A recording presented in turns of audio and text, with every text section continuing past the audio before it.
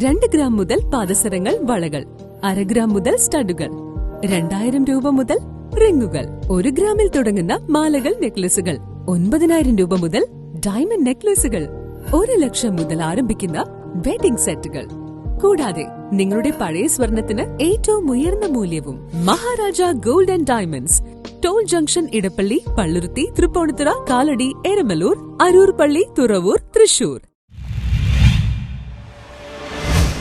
Sattar island പാളത്തിന് സമീപം കെട്ടിയിട്ടിരുന്ന മോഷണം പോയ വഞ്ചിക്ക് പകരം പ്രതിപക്ഷ നേതാവ് പുതിയ വഞ്ചി വാങ്ങി നൽകി.